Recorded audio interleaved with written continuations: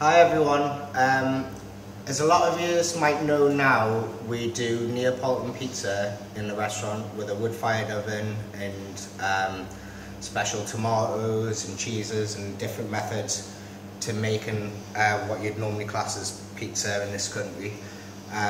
We have got a Veracci Pizza Napoletana accreditation, which there's only two in the UK. One's in Kent and then one's here.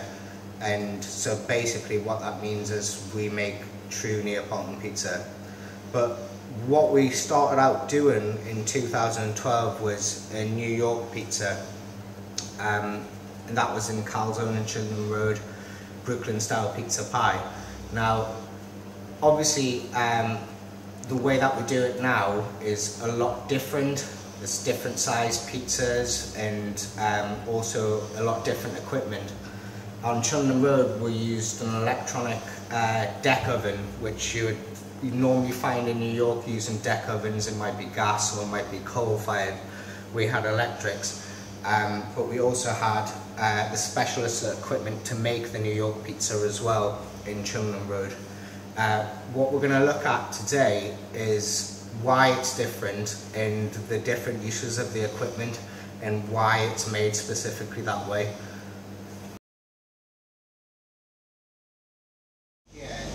Two different types of dough mixer.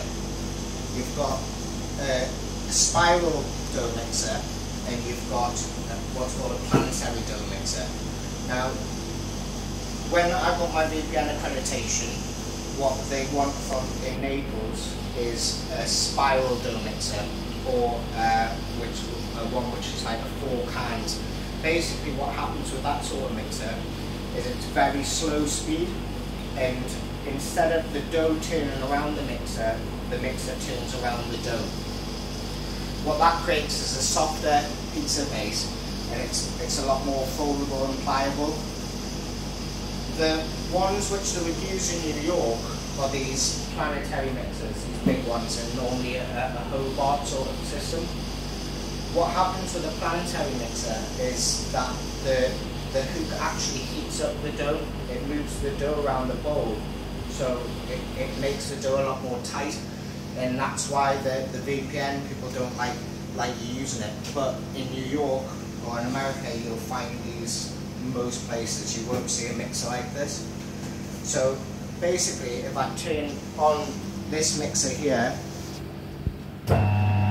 you can see that the bowl's moving and the hook stays in the same place, and it's very, very slow.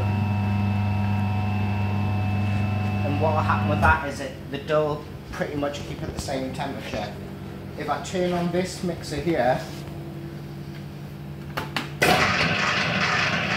the hook's actually going to move the dough on the side of the bowl, and it's a little bit more speedy. And what you can actually do with this mixer here is you can change the speed that's made.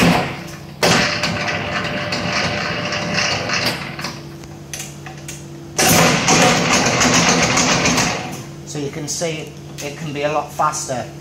And what actually happened when they're making dough in New York is they actually might change the speed at some point in the mixing. So they might start it off at, say, this speed here for 5-10 minutes while the flour and the water is all getting incorporated, and then they'll actually speed it up and mix it like so for the last 5-10 minutes. And what happens with that is the dough becomes a lot more tight, and it's literally getting cooked on the side of the bowl. And also it'll create a faster levitation, a faster rise in the dough, because it's heating it at the same time. Whereas in Naples they want it to be a very slow levitation, depending on your Veracci Pizza Napoletana or the type of method that they're using, but mainly it's going to be a lot slower levitation.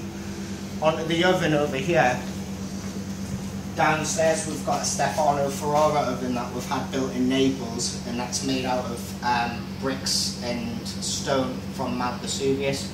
The bottom's from the cliffs of Sorrento, and it's the whole way that it's been made is very traditional. They found ovens with the same geometrics in Pompeii, in the ruins of Pompeii. They weren't making Neapolitan pizza as such back then, it was more of a bread oven, but that's the style of oven that it is. This oven's a Lincat electrical one. You can actually change the temperature, the top temperature and the bottom temperature. So when I make a Neapolitan pizza downstairs, it's all on me. There's no controls. The only control is that the fact that I've got wood and I've got fire, and it's all done by sight. I have got a laser gun if I want to check the oven temperature, but when you've cooked enough pizzas to it, you'll kind of know by the colour of the stone and how the pizzas are cooking, if you need to add wood, if you don't need to add wood. But as I say, with this sort of oven, you can control the bottom and the top temperature. New York pizza, when it first came around about 1905, they were using what they had there, which was coal-fired deck ovens, and they were used for making bread. Now they didn't have temperature control on the top or the bottom, so it was kind of like using a wood-fired oven, but it was coal-fired. And if we have a look inside here, it was quite flat as well. So they basically had a big oven door, flat oven door, might not have even had a door to close on it, and the whole area was flat, and these were massive large ovens made for cooking lots and lots of loaves of bread at the same time. So they didn't import a Neapolitan pizza maker or pizza oven maker to come over and build an oven, say, and they didn't have like wood-fired ovens, because there wasn't sort of a lot of wood about. Trees and wood was expensive compared to coal. In about the 50s, 60s, they started using gas. So gas became a lot easier to get, and they started making gas ovens, but again, these were made in the same sort of way as this, where you could actually control top and bottom temperatures, and they would be made in a deck oven like this, whereas the wood-fired oven, it's domed, and there's fire on one side or the other, or the back or the front, and also it's circular as well. These were all rectangular squared. Making this New York style pizza, it's very different to making a Neapolitan pizza. Basically, when I make a Neapolitan pizza, I use what's called the Neapolitan slap method. I'm literally pulling the dough and with one hand, and I'm leaving it in the place with another hand. When I'm doing a New York pizza, because it's a lot bigger, and as I say, the dough's tighter because of the tighter mix that you're using, you're going to use your knuckles a lot more. Also, when I'm making a Neapolitan pizza, I'll make it on the granite, and then I'll sauce it and put the cheese, toppings, whatever else is on it, and I'll either use a peel to shovel it off the granite, or if I'm making true Neapolitan pizza like a margherita marinara, what I'll do is somebody else will hold the peel and I'll pull the pizza onto the peel. With New York pizza, what I will do is I'll get these peels, which are from a American metal craft, and I've had to import these from America. This is a 20-inch wooden peel. What I'll do is I'll push out the pizza and I'll put it on the peel before I sauce it and put the cheese and the toppings on. So the type of stretching, I've just got 00 flour here. You can add semolina to it. Some people put a type of maize flour, like the polenta cornmeal, to stretch out. I'm just using regular flour here. What I'll do is I'll push it out so far on the granite, and then I'll get it on my knuckles like this, okay?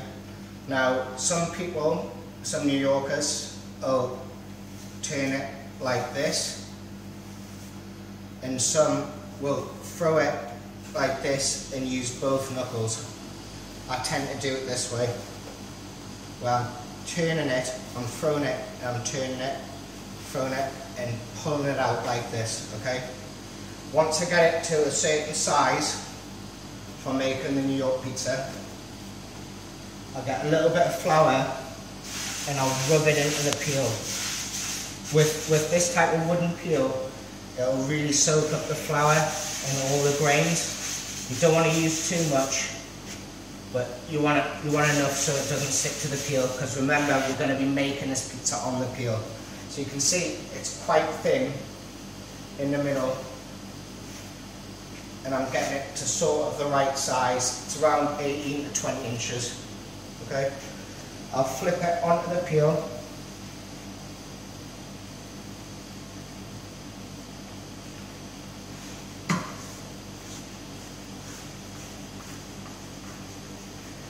And then I'll adjust the shape on the peel.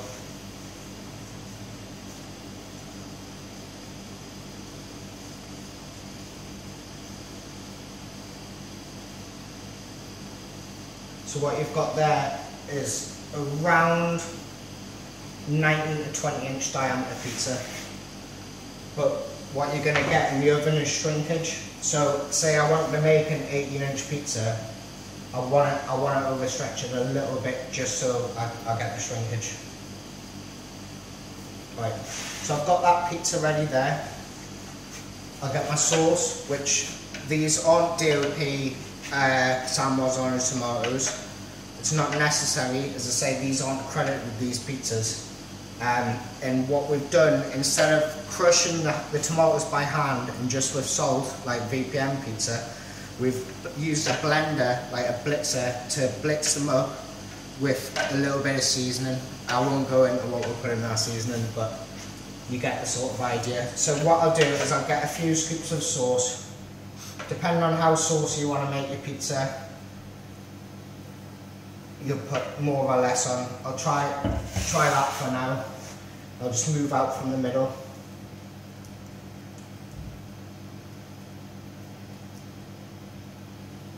It's still quite chunky though, this sauce. It hasn't been blended until it's like completely pureed. It's still got some chunk to it, because this pizza, as opposed to cooking for 60 to 90 seconds, is going to take 5 to 6 minutes maybe to cook. So the sauce will sort of puree itself in cooking.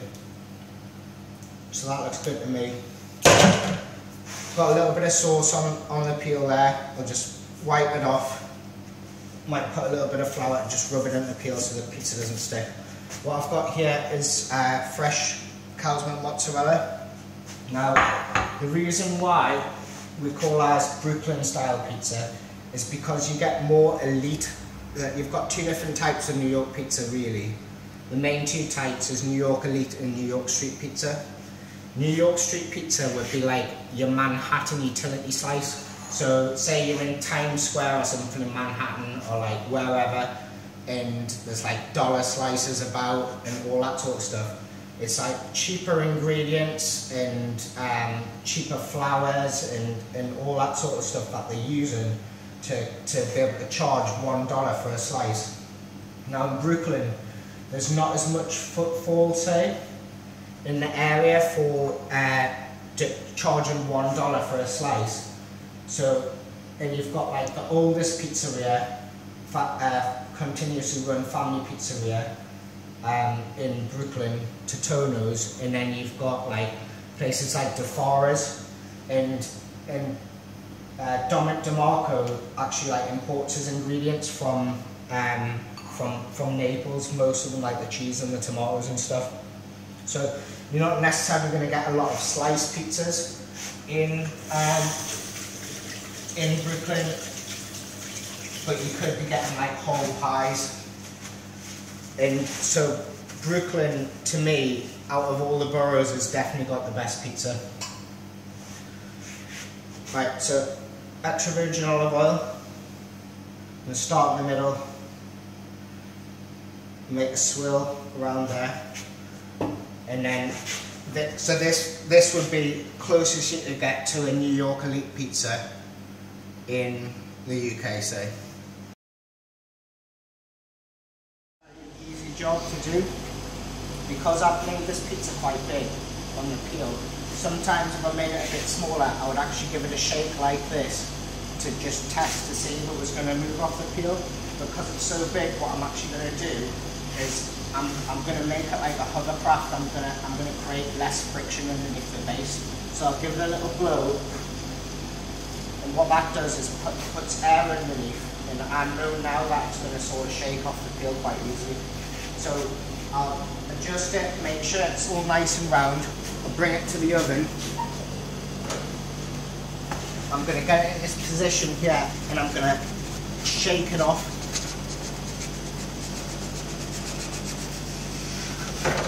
Like so. If I need to, I can pull it out a little bit more like that. Like, if you see this peel now, there's no flour on it. Yeah. So basically, when I've went to stretch out, and when I've put the flour on the peel, I've got it just right to make sure that the pizza will launch off the peel, but I haven't put loads of flour into the oven, because if you put loads of flour in the oven, it's going to burn to the pizza and it's going to make an acrid taste to the pizza. Around 400 degrees C. So pizza's come out nice and crisp on the bottom.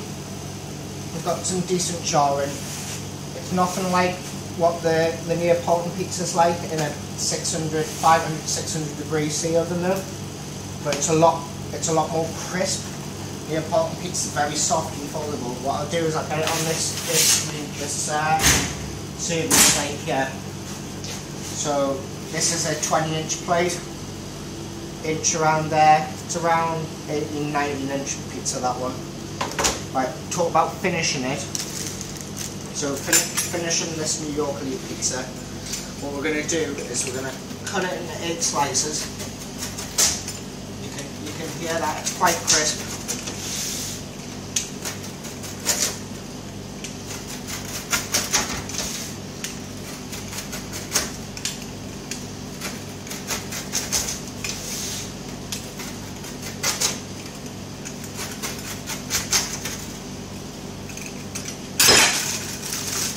I'm going to get fresh basil. When I'm making the Neapolitan pizza, I actually put the basil on before it cooks. But with the New York pizza, because it takes 5-6 minutes to bake, it's going to burn if I do that. So I'll get a load of nice basil leaves.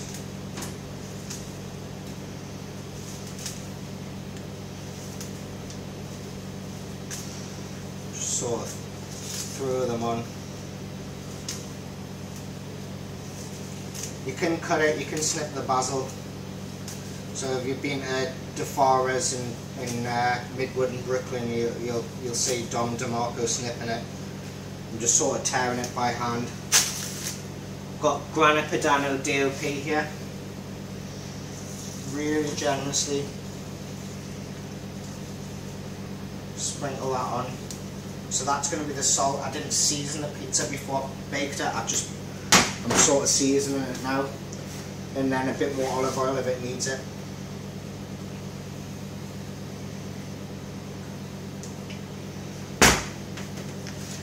And that's how you make a Brooklyn style New York pizza pie.